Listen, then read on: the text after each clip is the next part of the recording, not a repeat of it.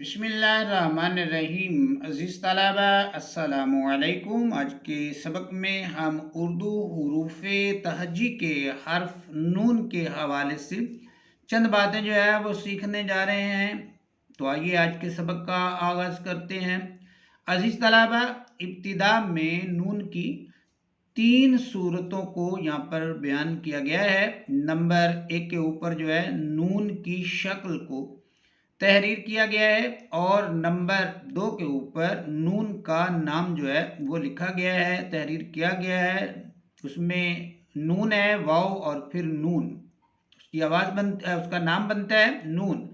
और तीसरे नंबर पर अजीज तलबा, उसकी आवाज़, नून की आवाज़ है, अगर नून पर फतह लगाएं, ज़बर लगाएं तो आवाज़ बनेगी नून ज़बर ना, और अगर ज़ेर लगाएं यानी कसरा लगाएं तो आवाज़ बनेगी नून ज़ेर नी, और अगर पेश लगाएं यानी जुम्मा लगाएं तो उसकी आवाज़ बनेगी नून पेश नू।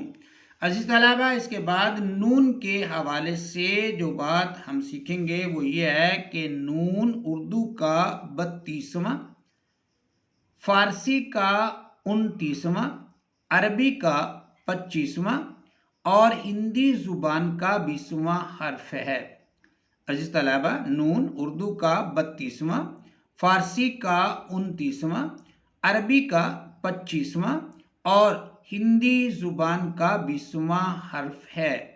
अजीज तलबा, अरबी में इसका तलफ़ुज़ नून है।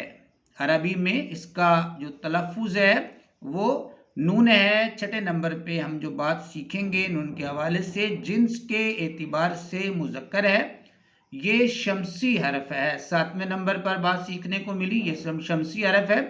इससे पहले अगर अलिफ लाम आए तो लाम अपनी आवाज़ नहीं देगा बल्कि नून को मुशद्दद कर देगा, जैसे अन्नाज़िर।